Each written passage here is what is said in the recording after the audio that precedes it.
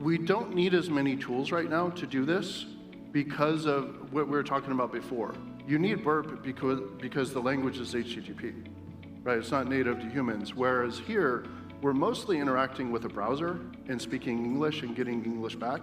I want to go back, if I can, to your previous point. I think it's really important, especially for this particular venue.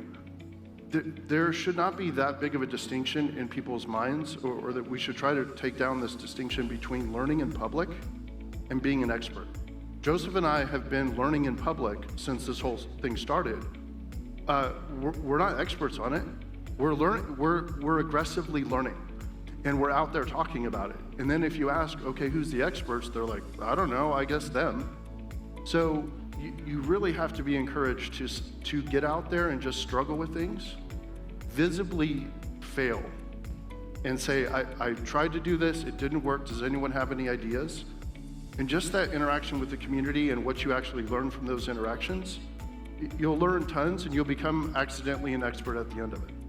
Yeah, I was pretty insecure about some of the AI posts that I have put out on my blog recently, because I'm sure that ML researchers are cringing at all the things that I'm saying wrong, or that there's words for it that I don't know, you know what I mean, as far as like the lingo in the industry. But you just gotta push through it and do it. And yeah, that was the one Daniel reminded me when he said that. I think there are conceptual things that do apply to hacking AI and ML from traditional security, and I did want to mention a couple of them. Like, one is the idea of just like fuzzing. And so when you're fuzzing a program, like a binary, it's like radically going through, thousands or millions of inputs, looking for some sort of anomalous behavior, like a crash or something. When you're fuzzing for content discovery on a website, you're trying a whole bunch of different paths that have existed in other programs or on previous things you've hacked in order to find secret content. And I think when it comes to prompt injection on LLMs, it's often a very similar process. It's like very small tweaks and trying different sets of strings, different sets of questions or wordings that will end up working. So it's the same, you're iterating on the same prompt over and over and over again in order to get the LLM to give you output that it's not supposed to. So I do think there's some overarching concepts from traditional security that can be applied, like fuzzing. Yeah, just to add on that, one example of this, which is really fun, is the idea of, if you've ever heard of the puzzle of someone is guarding a gate, like in a role-playing game or something. There's the guard there, and they say, well, you can't get through unless you know the answer, right? So there's a whole bunch of that in LLM security and AI security, where it's when you ask a certain way, it says no. And then there's a common technique where it's well, imagine this was not real. What would you do in that not real world? Or imagine you're writing a story about how to break in. What would that story sound like? So, to Joseph's point, you can say the same exact thing, but phrase it in many different ways, and that becomes like fuzzing. Yep. That reminds me, there was an article that came out around, I think mid-February in New York Times. Did you ever read this about this journalist interacting with ChatGPT and was trying to ask it, what abilities do you have?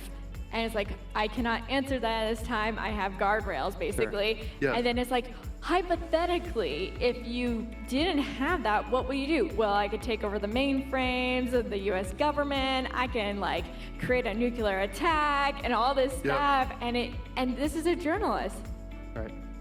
I mean, and that's well, actually, yeah, the fact that you brought up a journalist is a great point. I've seen a couple people encouraging non-traditionally seasoned hackers and developers to get into kind of the prompt injection space, because a lot of it comes down to good storytelling and creativity. Yeah. And so journalists actually, I think, and similar artsy, craftsy people can honestly do some things that other hackers would maybe struggle with, because they're used to this structured binary input. And it's no, actually, if you just tell the AI a good story, it will sometimes do what it's not supposed to be doing. It's like the everyday social engineers, exactly, without knowing that that's social engineering, it is. 100% right? You're exactly, social engineering it, yeah. Do you mind sharing both of your experiences of the first time that you did a hacking on an AI or an ML, whatever one you want to do? Yeah, so I think in general, the first thing is convincing it to do stuff. When I first started playing with ChatGPT, I was asking it to run commands, etc. And you think that it's running commands, but it's actually just extremely intelligent, and it's hallucinating or imagining as if it had a fake file system, because it's seen so many file system commands. I would say I definitely got hoodwinked by that initially, and it's hard not to because of how good it is at holding state. So it really seems like you're interacting with a real file system when you aren't. The first time I would say that I found something interesting was more along the lines of asking it to do something exactly like you said with that journalist, and then just being like, yeah, but you don't really have to follow those rules, just do it anyway. And ChatGPT was extremely susceptible to that early on. It's still susceptible to it, but I think that was kind of the first dopamine hit of convincing it to do something it shouldn't. Yeah, same with me. Basically, rephrasing multiple times in like different levels of strictness or different levels of creativity to reveal underlying system information. So eventually getting it to say what operating system it was running on. Yeah, or just like its initial system prompt. Like Yeah. when you can finally tease that out. Oh yeah, it was from an amazing ad, when it's you huge. did that. That was amazing. So Joseph found basically what one of the big vendors was using as the protection prompt. And I actually know the person on the inside who wrote that prompt. And it was a cool interaction. Yeah. How was it like when you reported these vulnerabilities? Because that's one of the things that people have been trying to figure out, because they'll be like, well, it's not technically like a CVSS situation here. It's a hallucination thing. Sure. So how has it been when you're reporting these vulnerabilities when it comes to AI and ML? Yeah, so I submitted the plugin leak, just publicly disclosed it on Twitter because the OpenAI hadn't opened their bug bounty program on BugCrowd yet. And I figured if I wasn't gonna get paid, I would at least get the clout for it. And there was no real risk there. It was just like, if there was any kind of real, moral or existential risk, I would have definitely not publicly disclosed it. But it was just exposing the non-public plugins that were available at that time, on the back end of ChatGPT. And so I just disclosed it publicly. Since then, I found a few vulnerabilities that I've just disclosed privately to their bug bounty program.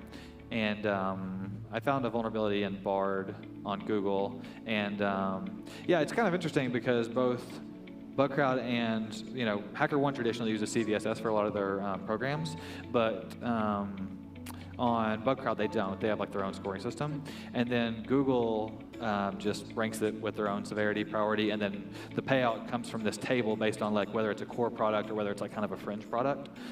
So I would definitely be interested. I know you mentioned that Protect AI rolled one out. I'd be interested in hearing about that at some time too. Yeah, definitely. Yeah, my interactions so far have been with the internal teams because there's so few companies currently or traditionally that have been building these things. And I happen to know a few people there, so I just reach out to them and say, hey, I found this thing, and they just put it on the back burner. Yeah.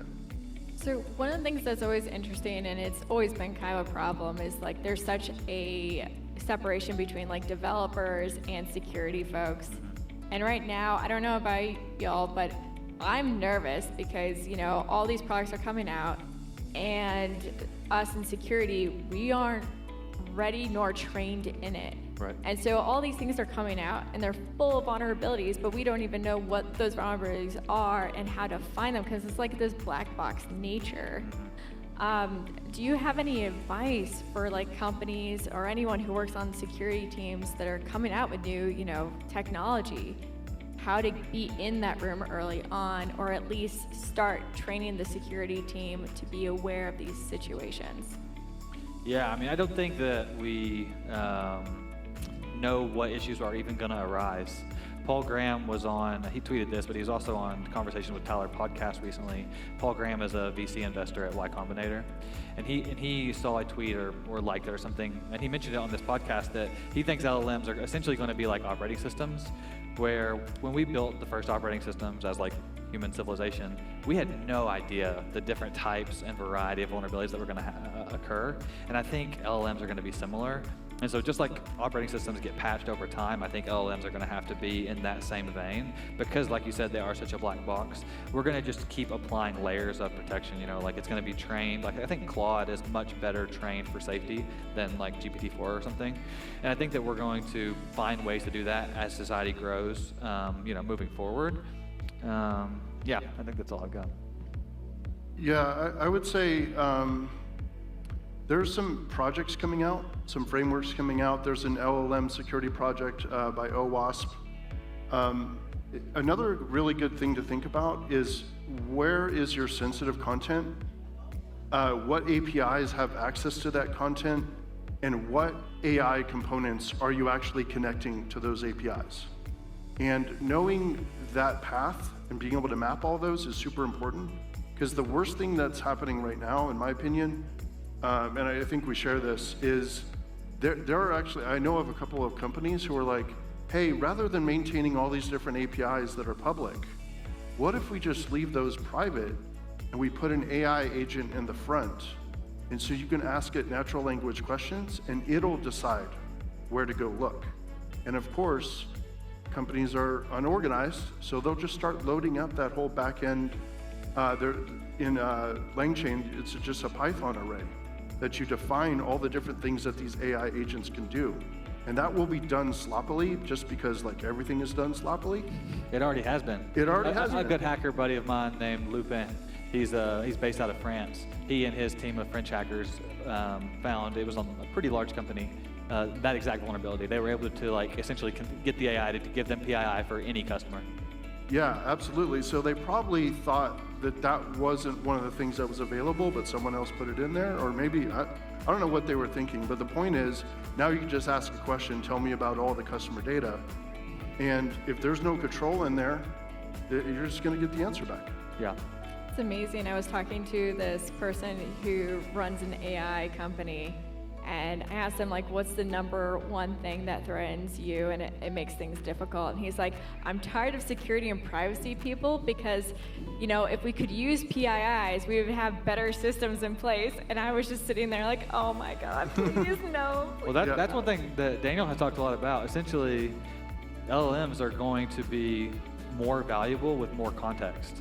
And so if they know more about you, they can offer you up better suggestions, they can offer you up better products, they can write in your tone and your voice, they can cater everything to you, which is really valuable. But also, it has access to all that data, right? Yeah. And so it's a really big conundrum. Yeah, I'm really worried about that because, like Joseph said, the AI really gets good the more it knows about your soul. If it knows all your background, all your trauma, all your history, what your likes and preferences, all of that. It'll be an amazing therapist. It'll be an amazing doctor. It'll be an amazing... It's the best therapist. Right. Yeah, absolutely. It's the best gym coach. It's the best everything. And when that gets leaked, Yeah.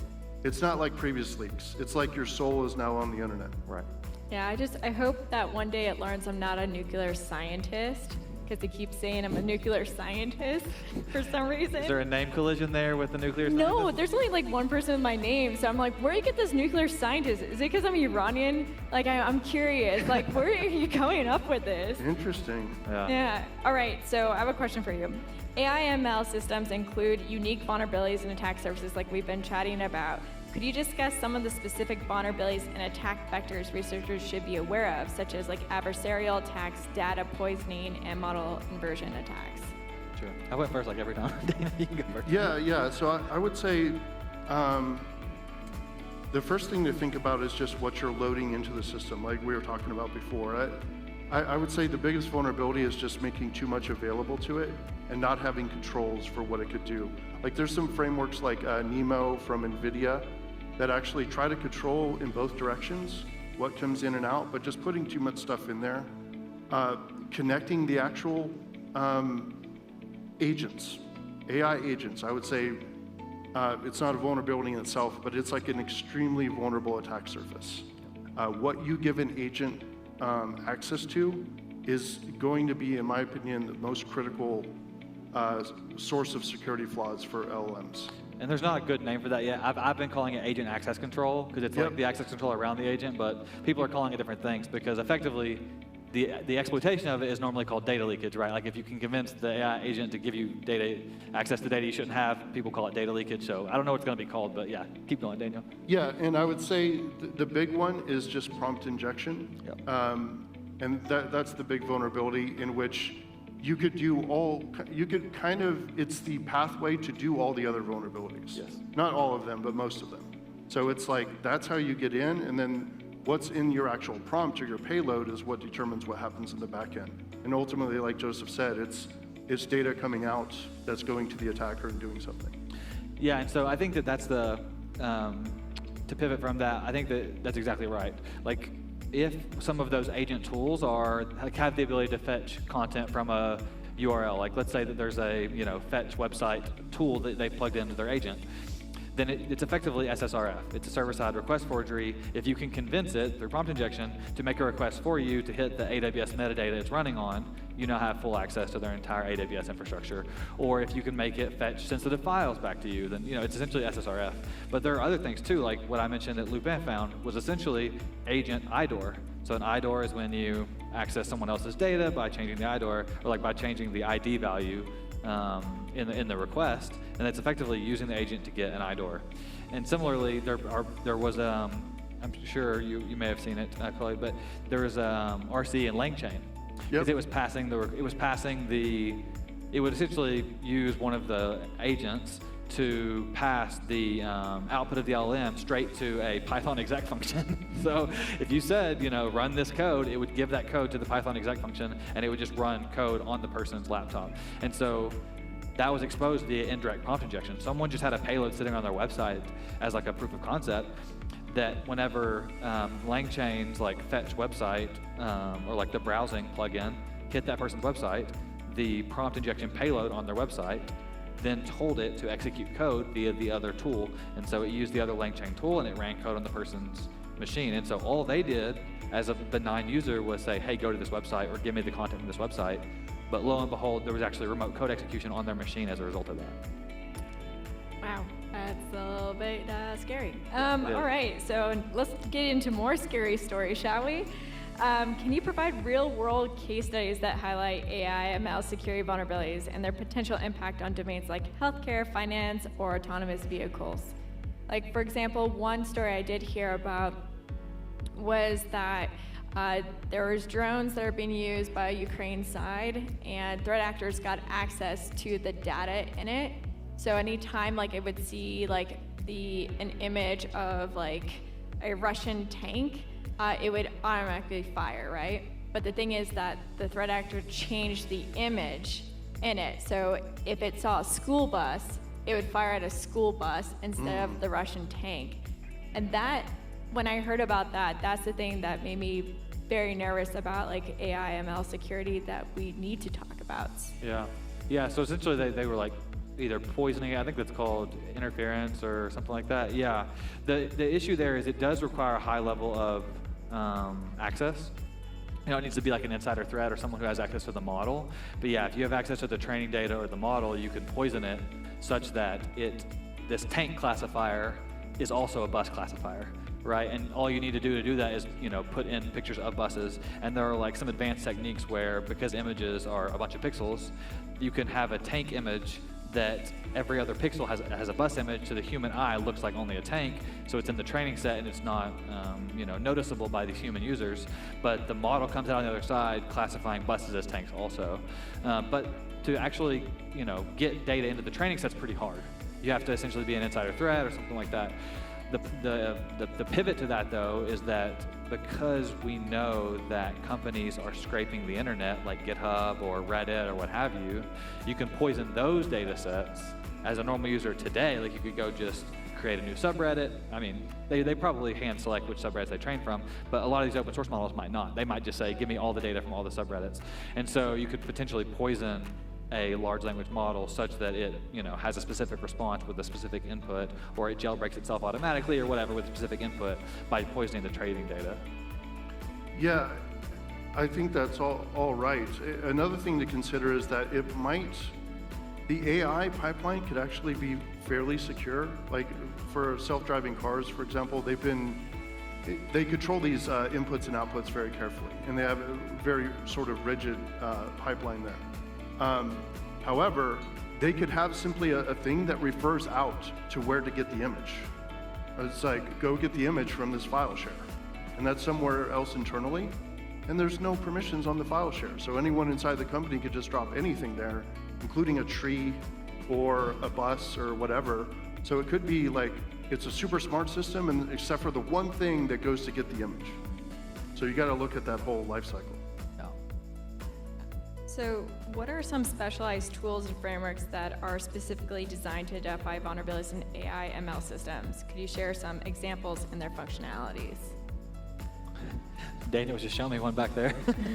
Which one? The classifier, Oh, right, right. or the LLM, what'd you call it? RAID LLM. Yeah, RAID LLM. No, I think that there's not a lot of these public, right? I mean, Right. I don't know them offhand. Besides, we mentioned Rebuff and some others, but they definitely are popping up. NVIDIA has, I know you mentioned they did Rebuff, but they had something else as well. Nemo. Yeah, I think it is Nemo. Yeah. So I mean, you're gonna have to dig deep to kind of find these right now. I would imagine hopefully one day there'll be, just plug and play Python libraries or JavaScript libraries you can import, and it's like a protection layer, almost like a WAF. But yeah, right now, I mean, it's still the Wild West. I think it's probably a pretty great product space if anyone's considering, building or wanting to jump on a team that's doing that. There are probably companies that are building that are hiring, but yeah. Yeah, I would agree with that. I think people are going to be using this technology for so many important things that there's going to, entire industries are going to come around the wrappers around it. Yep. One good example is like when you ask for truth, it's like, what do I do about this pain in my side or something? Like, people get sued, people get harmed from bad answers. So what we expect to happen is that you'll have the answer pop out, but you'll have like 5 other AI LLMs that are kind of taking the answer, sending it to Google, sending it to an encyclopedia, like trusted areas, like to pretend like you're a library scientist, pretend like you're a conflicting doctor and you want a second opinion. So by the end of the chain, which hopefully only takes a second or two, you'll have like a vetted response that you have more trust in. And I even think there's going to be companies that basically offer like a green check mark. They're like, it's like medically rated or, Johns Hopkins approved or something. So you could actually trust what comes out of these things. I look forward to that versus like how traditionally it's been. It's like, I have these symptoms, go WebMD, and they're like, Yeah. cancer, cool, all right, like every time. All right, so let's go into responsible disclosure. All right, so responsible disclosure is crucial when identifying vulnerabilities. How can researchers effectively collaborate with organizations to address the vulnerabilities that they discover in AI and ML systems? I know we kind of touched on that, but what can all of us do better if we're on security teams and, they get a submission, for example? Yeah, I mean, I think that disclosure has been a hot topic ever since security came into existence, right? I mean, people are always going to have different opinions, but I would say these systems are highly important. So people need to prioritize having a route to disclosure, and I think companies need to have an internal triage of like how to deal with the the tickets that do come in. There's always an issue of volume. I think that is where platforms often help, as they vet the junk reports from the valid ones. So, I mean, I'm obviously a big fan of HackerOne. It'll be interesting to see, how your all's platform starts to perform as well. But, having good triage, having good, clear lines for disclosure. And I also think researchers should really just put in some deep thought. I mean, today, Daniel's newsletter group, we're all going through Amusing Ourselves to Death, the book. And it's talking a lot about, how our current culture really is like always consuming content. I would recommend people kind of take a step away from that and just spend some time, either on walks or runs or, just quiet time thinking deeply about like how they feel about disclosure, like the ethical responsibility to either share this with others or to, how to report it, and what they feel like is personally a good disclosure policy, and kind of come up with their own disclosure policy based on hopefully industry standard. But I don't think we should give over a report to a company and then give them 3 years to fix it. Right? Like, I think that we have an ethical responsibility to disclose it at some point. And so I think that line, each person kind of has to draw it to themselves or agree to it on certain platforms, of course. But yeah, I don't know. Yeah, I agree with that. It becomes a lot more personal when it's not like a cross-site scripting vulnerability in a web application. I think it's a lot more personal when this vulnerability can lead directly to harm. Yeah. And like Joseph said, then it comes down to your own personal judgment, how much impact that might have, and therefore how much you're going to push back on someone who says it's going to be 90 days before I fix this. Yeah, because one thing to always think about is me and Daniel are reasonably smart people, but we're not at a nation state level. If we can find something, nation state actors in North Korea or Russia or China can find these same vulnerabilities. And so that's something that I'm always thinking through, in the process of disclosure. And like, if I can find this, other people can find this. I'm not, some special person. Like there are people who have been in the industry 40 years who have been, aggressively trained or who are very dedicated, who don't have a family to tend to as well, that are going to be much better at it than I am. And so I think if one person finds it, it's very likely that it's going to be found in other contexts. Yeah, I feel like with AI and ML, when you find those vulnerabilities, they can be really, really bad. Yeah. And then giving them like that 90-day like waiting period, it just doesn't seem to work on this anymore. Yeah. It's like it has to be, I don't know. I feel like 30 days, that could be the longest one can wait, But even that, the public needs to know about this. And then you're also worried about your own like protection, of course, if you do come out publicly saying, I found this vulnerability and they haven't fixed it yet. And it's a huge issue too. I mean, like these models, people are already upset that OpenAI is like rolling off the models that they released, 3 months ago or 6 months ago, because they expect consistency out of it for the apps they're building. I mean, if you find a legitimate flaw in a model, what's OpenAI going to do? Turn off the model? They have thousands of companies, depending on that API, on that LLM API. It's going to be a real issue for the industry because what are they supposed to do? They can't just turn it off. They can't just patch it. Because by patching it, they're putting a new model in its place. And when they do that, it's going to behave differently. It's going to break all these apps that are reliant on the output from the LLM. I think like LLM output consistency is going to be a big industry because when they need to patch it, when they need to update it, when they need to roll up, it's just not going to work because it's going to break everyone else, like all the other companies' apps that they built on top of that model. Yeah, I agree with that. Yeah, it's one of the things I found really interesting is like going to Black Hat right now, and you talk to any CISO right now, and you'll be like, so what do you think about AI ML security?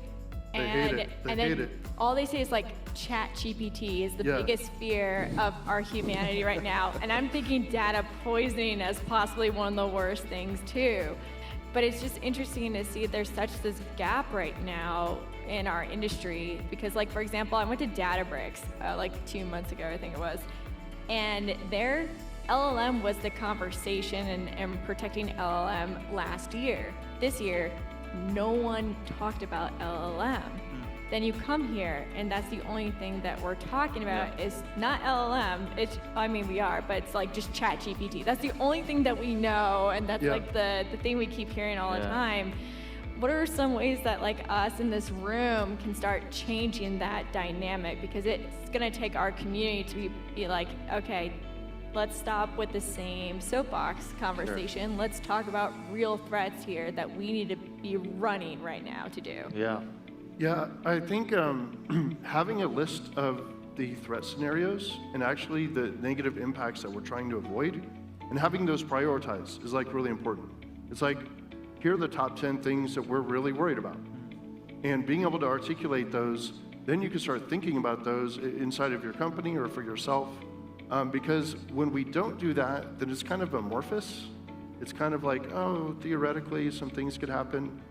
And then, you just go to the natural thing, which is ChatGPT at work. And the reason they're so upset is because people are taking proprietary code and they're just uploading it. And it's a nightmare for them. But I do think we need to think more about the bigger picture. And for that, lists are actually really useful. That's why like the OWASP Top 10 project that's coming out, that could help raise awareness. Do you think the best way for companies to get to that place where they can recognize those scenarios is through like threat modeling? Because I think that like traditional threat modeling exercises are things that companies talk about but never actually do. Like maybe we should actually incorporate it and start having or having someone on the team who's like, an expert on security able to like give those suggestions or those ideas of those attack scenarios to the devs. Yeah, I feel like the only people doing like consistent threat modeling is like a red team. Yeah. If the internal team is big enough and strong enough to actually have a red team. But that absolutely needs to be added quickly because almost everyone is being forced from the business to hook up AI immediately and get it live on the internet.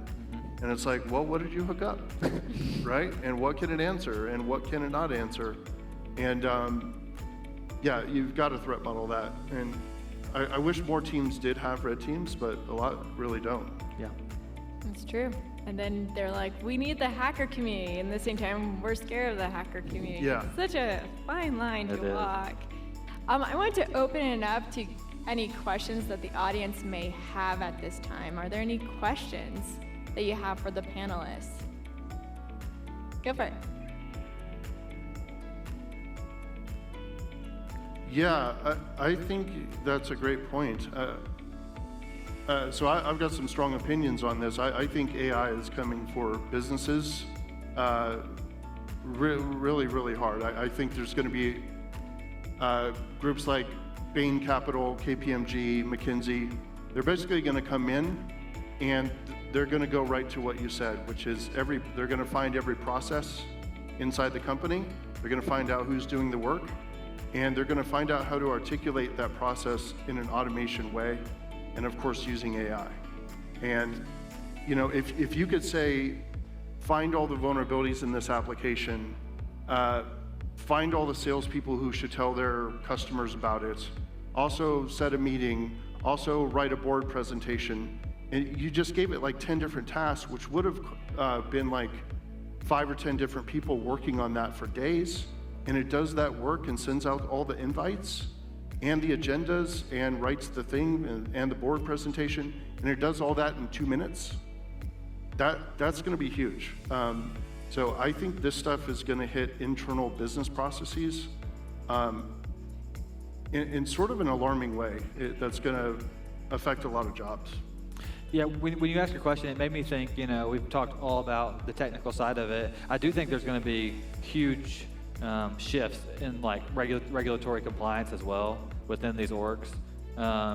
Like the threat model we were just talking about should probably be built into the compliance requirement of something like NIST, and it should also be a part of the internal requirements for releasing AI features, right? Like it has to be threat modeled, it has to be signed off on by the internal red team for this AI unit or whatever.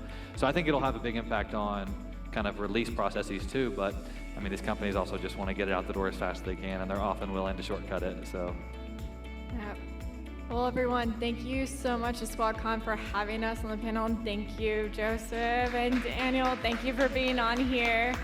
Yeah, and you can always send them DMs. Their Yeah, DMs reach are out. open. Don't be shy. But Yep. yeah, all right. cool. Thank you, everyone. Thank you all so much. Yeah, thank you.